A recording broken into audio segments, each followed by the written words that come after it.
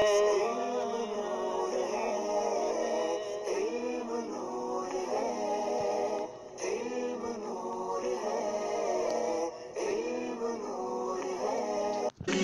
اللہ الرحمن الرحیم۔ الحمدللہ عز وجل۔ ہم گلستان سعدی کا 8واں باب پڑھ رہے ہیں۔ آج ہم انشاءاللہ عز وجل مزید چند باتیں پڑھیں گے۔ دیکھیے، حکمت یعنی عقل مندی کی بات، دانائی کی بات۔ اگر جور شکم نستے ہیچ مرغ در دام صیاد نیفتادے، اگر پیٹ کا ظلم نہ ہوتا، پیٹ کی زیادتی نہ ہوتی تو کوئی پرندہ شکاری کے جال میں نہ پھنستا، شکاری کے جال میں نہ گرتا۔ جور کا معنی زیادتی، ظلم، شکم کا معنی پیٹ، نستے یعنی نہ ہوتا، ہیچ مرغ کوئی پرندہ، مرغ کا معنی پرندہ، در دام صیاد شکاری کے جال میں، نیفتادے نہ گرتا نہ پھنستا۔ اگر جور شکم نستے ہیچ مرغ در دام صیاد نیفتادے، اگر پیٹ کی زیادتی نہ ہوتی، پیٹ کا ظلم نہ ہوتا تو کوئی پرندہ شکاری کے جال میں نہ پھنستا۔ ظاہر سی بات ہے، پرندوں کو جو پکڑنے کا طریقہ ہے وہ کیا ہے؟ عام طور پر شکاری جال بچھاتے ہیں اور اس کے پاس دانہ وغیرہ رکھ دیتے ہیں، تو پرندے دانہ کھانے کے لیے وہاں آتے ہیں تو جال میں پھنس جاتے ہیں۔ اگر پرندوں کو بھوک ہی نہ لگتی تو پرندے کھانے کے لیے نہیں آتے اور جال میں نہیں پھنستے۔ تو اسی کو بیان کر رہے ہیں کہ اگر پیٹ کی زیادتی نہ ہوتی، پیٹ کا ظلم نہ ہوتا، یعنی انہیں بھوک نہ لگتی تو وہ شکاری کے جال میں نہ پھنستے، بلکہ صیاد خود دام نہ نہادے، بلکہ خود شکاری جال نہ بچھاتا۔ اگر پرندوں کو بھوک نہ لگتی، اگر پیٹ کی زیادتی نہ ہوتی، خود شکاری جال نہ بچھاتا۔ اسے معلوم ہے کہ پرندے یہاں آئیں گے ہی نہیں تو جال کیوں بچھاتا؟ ٹھیک ہے، اب دیکھیے بیت۔ شکم بندے دست است و زنجیرے پائے، شکم بندہ نادی پرستد خدائے۔ شکم بندے دست است یعنی پیٹ جو ہے یہ ہاتھ کی ہتھ کڑی ہے، بندے دست است ہاتھ کی ہتھ کڑی ہے، و زنجیرے پائے اور پاؤں کی بیڑی ہے۔ شکم بندہ نادر پرستد خدائے، شکم بندہ یعنی پیٹو، شکم کا بندہ، پیٹ کا بندہ یعنی پیٹو، زیادہ کھانے والا، نادر پرستد خدائے، خدا کو کم پوجتا ہے، رب تعالیٰ کی کم عبادت کرتا ہے۔ ظاہر سی بات ہے، جب زیادہ کھائے گا تو سستی آئے گی، سستی آئے گی تو عبادت کیسے کرے گا؟ اسی وجہ سے جو بزرگ لوگ ہیں، اسی وجہ سے صوفیہ لوگ کم کھاتے ہیں۔ شکم بندے دست است و زنجیرے پائے، شکم بندہ نادر پرستد خدائے۔ پیٹ ہاتھ کی ہتھ کڑی اور پاؤں کی بیڑی ہے، اور زیادہ کھانے والا یعنی پیٹو رب تبارک و تعالیٰ کو کم پوجتا ہے۔ ٹھیک ہے، اب دیکھیں نیچے، پند حکیمہ دیر دیر خوردند، و عابدہ نیم سیر، و زاہدہ سد رمق، و جوانہ تطبق برگرند، و پیراں تعرق بکنند، اما قلندراں چندہ بخورند کے در معدہ جائے نفس نماند، و بر سفرہ روزی کس۔ اب ترجمہ دیکھیے، پند یعنی نصیحت، حکیمہ یعنی عقل مند، دیر دیر خوردن یعنی دیر دیر سے کھاتے ہیں، ایک مرتبہ کھاتے ہیں پھر کافی دیر کے بعد کھاتے ہیں۔ حکیم لوگ، عقل مند دیر دیر سے کھاتے ہیں۔ و عابدہ نیم سیر، اور عابد لوگ آدھا پیٹ کھاتے ہیں۔ و زاہدہ سد رمق، اور زاہد جو ہیں، متقی جو ہیں، وہ جینے بھر کھاتے ہیں، یعنی اتنا ہی کھاتے ہیں جس سے وہ جی سکیں، زندہ رہ سکیں۔ و جوانہ طبق برگرند، اور جوان یہاں تک کھاتے ہیں کہ طباق اٹھا لیا جائے، جوان لوگ کھاتے رہتے ہیں یہاں تک کہ طباق اٹھا لیا جائے۔ و پیراں تعرق بکنند، اور بوڑھے لوگ کھاتے ہیں یہاں تک کہ پسینہ آ جائے، یعنی بوڑھے لوگ پسینہ آنے تک کھاتے رہتے ہیں۔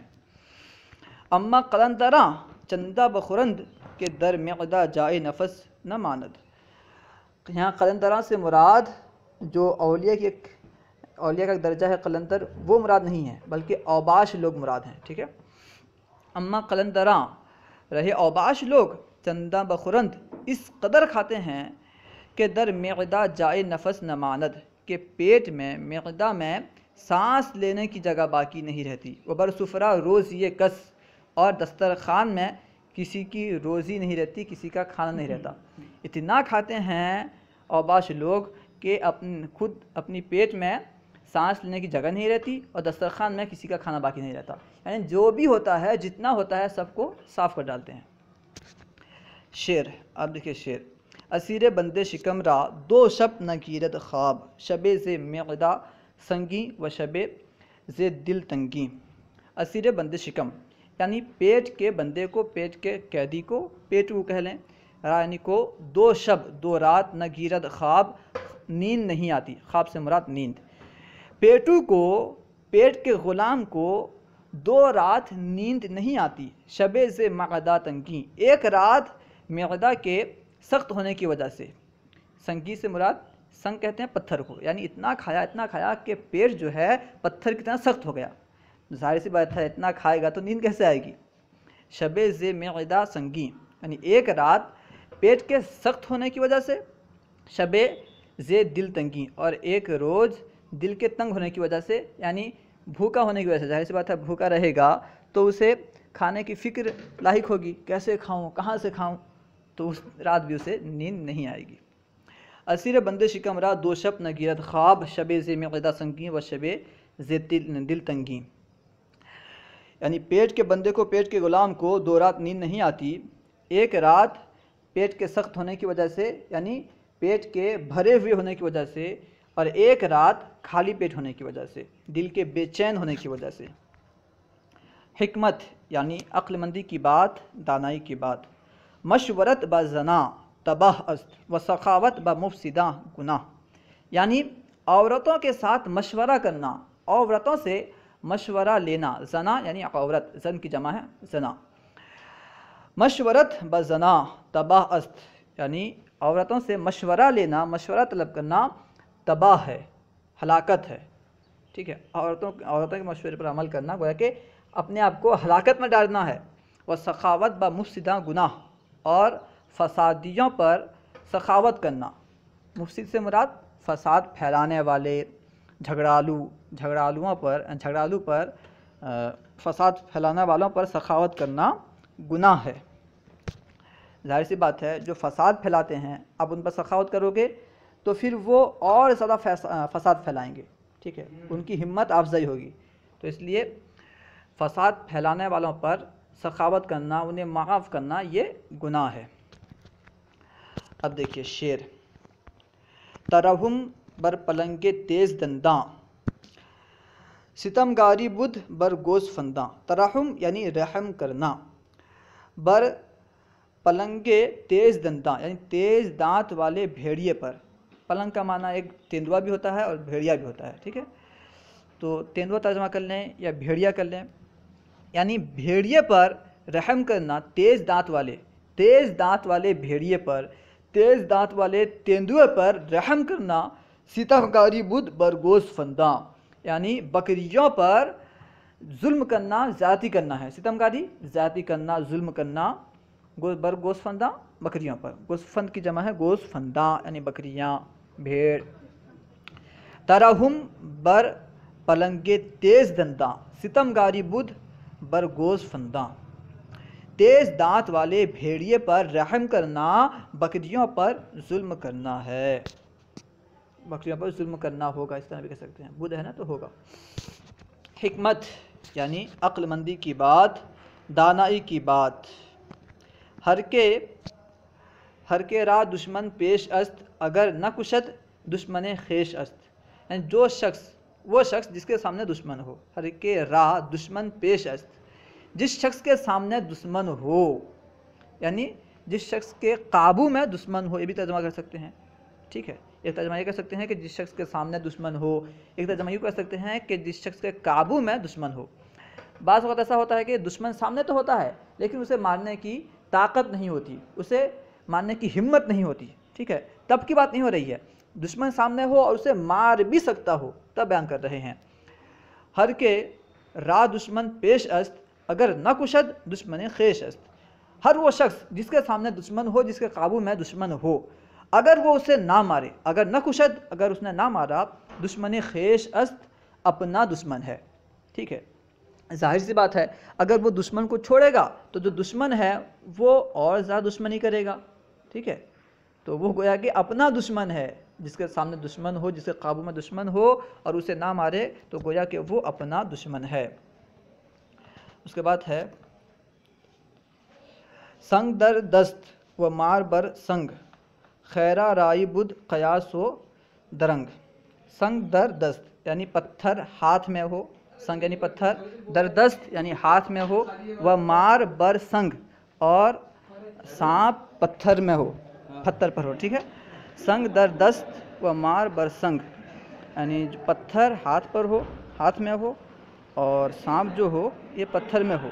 خیرہ رائی یعنی بے وقوفی ہے، خیرہ رائی بدھ بے وقوفی ہوگا، قیاس و دنگ یعنی سوچ و فکر کرنا اور دیر کرنا، ٹھیک ہے۔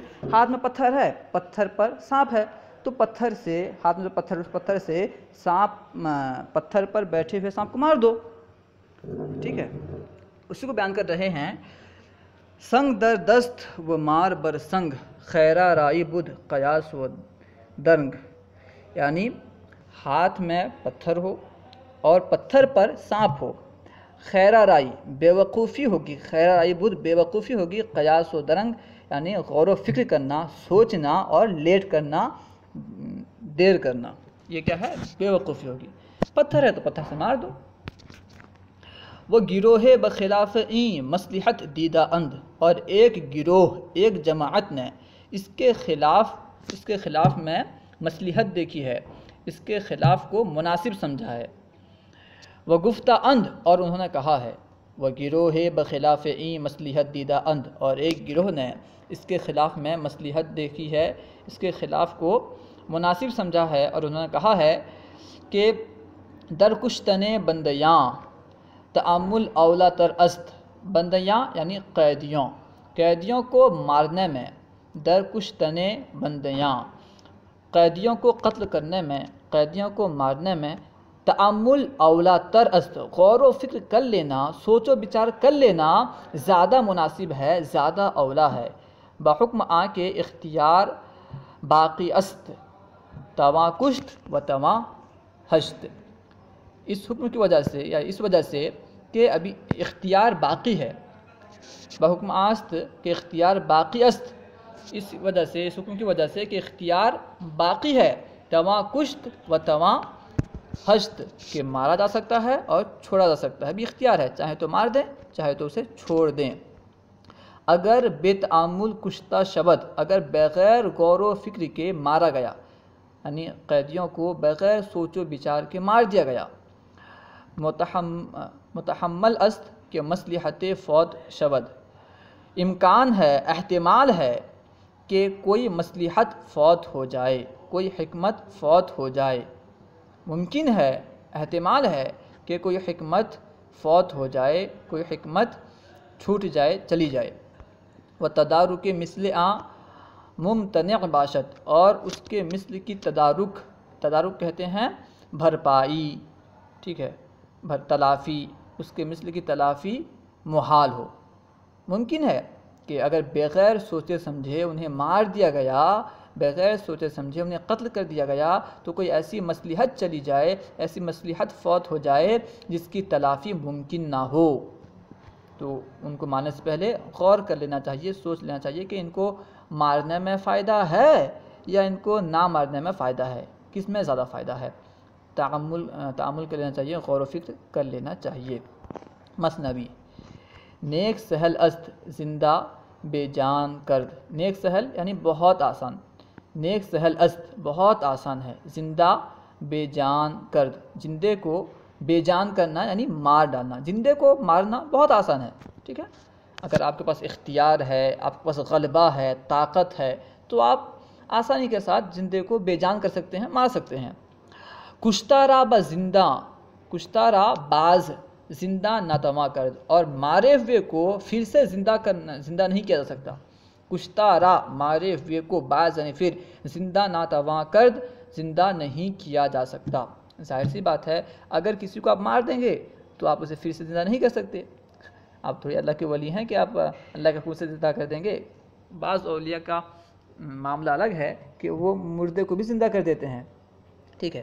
تو اس لیے بیان کر رہے ہیں کہ کسی کو مارنا یہ بہت آسان ہے، زندے کو مارنا، زندے کو بے جان کرنا یہ آسان ہے، لیکن مردے کو زندہ کرنا بہت مشکل ہے، یعنی یہ ہو ہی نہیں سکتا، ٹھیک ہے. عام طور پر دیکھا جائے تو یہ ہو ہی نہیں سکتا. تو مارنے سے پہلے غور کر لیں، سوچ لیں کہ زیادہ مناسب کیا ہے. نیک سہل است زندہ بے جاں کرد، کشتہ را باز زندہ نہ تواں کرد. زندے کو مردہ کرنا، زندے کو مارنا بہت آسان ہے، اور مردے کو پھر زندہ کرنا ممکن نہیں، مردے کو پھر سے زندہ نہیں کیا جا سکتا. شرط عقل است صبر تیر انداز، یعنی عقل مندی کی شرط ہے، عقل مندی کا تقاضا ہے صبر تیر انداز، تیر انداز کا صبر، یعنی تیر پھینکنے والے کا صبر کرنا یہ عقل مندی کی علامت ہے، عقل کا تقاضا ہے. عقل کا تقاضا یہی ہے کہ تیر انداز جو ہو، تیر پھینکنے والا یہ صبر کرے، صبر سے کام لے. کہ چوں رفت از کمان نیاید باز، اس لیے کہ جب کمان سے چلا گیا پھر واپس نہیں آئے گا. اگر تیر ایک مرتبہ کمان سے نکل گیا، چلا گیا، وہ تیر پھر واپس نہیں آئے گا.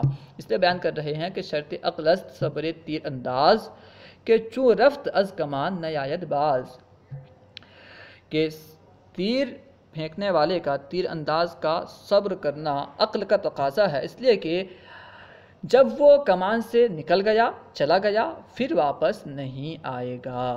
اللہ و رسولہ اعلم. اگر کوئی بات آپ کو سمجھ میں نہ آئی ہو یا درسیات کے متعلق کوئی سوال کرنا چاہتے ہوں تو کمنٹ باکس میں سوال کریں، انشاءاللہ عز و جل ممکنہ صورت میں جواب دیا جائے گا. السلام علیکم ورحمۃ اللہ وبرکاتہ.